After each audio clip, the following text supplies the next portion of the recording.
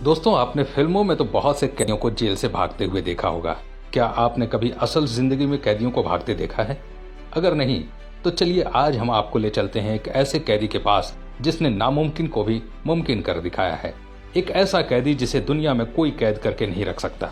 दोस्तों, ये वो कैदी है जिनके भागने के तरीकों के सामने अच्छी अच्छी फिल्मों की कहानियां भी फेल हैं। तो दोस्तों, वीडियो को अंत तक जरूर देखें।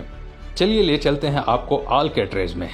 दोस्तों, ये एक ऐसी जेल है जो अपने स्ट्रिक्ट लॉज और रेस्ट्रिक्शन के लिए जानी जाती थी, क्योंकि इस जगह से बाहर निकल पाना अपराधियों की बस की बात नहीं थी। जिसका सबसे बड़ा कारण ये था कि ये जेल कोई ऐसी वैसी जगह पर नहीं बनी थी, बल्कि सैन फ्रांसिस्को कैलिफोर्निया में मौजूद एक आइलैंड पे बनी थी। जिस वजह से अगर कोई कैदी जेल तोड़कर बाहर निकल भी जाता है तो भी उसकी प्रॉब्लम्स खत्म नहीं होने वाली, क्योंकि उसकी अगली प्रॉब्लम पानी को पार करके बाहर निकलना है। देखिए, असल में आइलैंड पर जेल बनाई ही इसलिए जाती है ताकि अगर कोई भी कैदी पानी के रास्ते बाहर निकलकर भागने की कोशिश करता है तो उसे जल्द से जल्द पकड़ लिया जाता है, क्योंकि जाहिर सी बात है कि जेल के अधिकारियों के पास नाव या फिर बाकी अन्य व्हीकल्स होते हैं ताकि वो निहत्थे कैदियों को सरलता से पकड़ सके। और इसी वजह से ये जेल बहुत ही ज्यादा फेमस हुई, जिसे कोई भी कैदी तोड़कर भाग नहीं सकता। लेकिन वो कहते हैं ना, कभी कभी कुछ चीजें ऐसी भी होती हैं जिसकी कभी किसी ने उम्मीद भी ना की हो। जी हाँ, क्योंकि एक कैदी ऐसा था जो इस काम को कर सकता था, और वो कोई और नहीं बल्कि फ्रैंक मॉरिस था, जो अमेरिका का बहुत फेमस क्रिमिनल था। और ये कुछ ऐसे 3% लोगों में था जिनका दिमाग कुछ ज्यादा ही चलता है, और इसी वजह से इन्होंने इस बेहद ही डेंजरस जेल से बाहर निकलने का फैसला किया, जिसमें इन्होंने अपने 2 साथी कैदियों को भी शामिल किया। और वे दोनों ही भाई थे, जिनका नाम जॉन एंगलिन और क्लैरेंस एंगलिन था। और उन लोगों ने धीरे धीरे प्लान बनाना शुरू किया। हालांकि प्लान का मास्टरमाइंड फ्रैंक मॉरिस ही था, क्योंकि उसके अलावा कोई और व्यक्ति हो ही नहीं सकता जो इस बेहद ही कड़ी निगरानी वाली जेल से भाग निकले।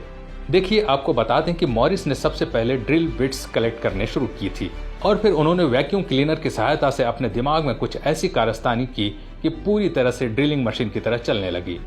खैर, ये उतनी ज्यादा इफेक्टिव नहीं थी, लेकिन काम चलाऊ तो थी ही। और इस तरह की कोई भी चीज जेल के अंदर बनाना वाकई काबिले तारीफ है। लेकिन मॉरिस ने ये काम कर दिखाया, और फिर उन्होंने जॉन और उनके भाई से कहा कि वो दोनों जितने भी हथियार पॉसिबल हो कलेक्ट कर लें।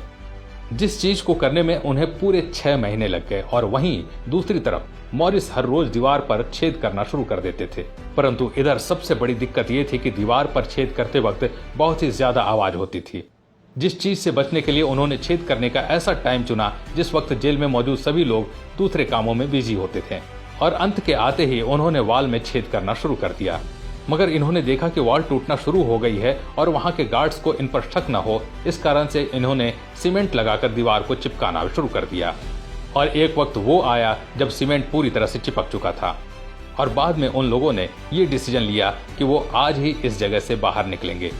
इसके पश्चात उन्होंने उस चिपकी हुई वॉल को फिर से तोड़ना शुरू किया, और तोड़ने के बाद फ्रैंक मॉरिस की सहायता से ये लोग आइलैंड के बाहर निकल भी गए। लेकिन अभी तक इस बात का पता नहीं चला कि ये तीनों जेल से भागने के बाद आखिर गए तो गए कहां, क्योंकि बहुत से लोग ये कह रहे हैं कि उन्होंने जॉन और उनके भाई को भेष बदलकर दूसरी जगह पर रहते हुए देखा है। लेकिन अगर वो लोग जिंदा हैं तो फ्रैंक मॉरिस कहां है? ये सवाल सभी के जहन में बार बार आ रहा है, परंतु हमें तो नहीं लगता कि इस कांड के इतने सालों बाद अब वो मिलने वाला भी है।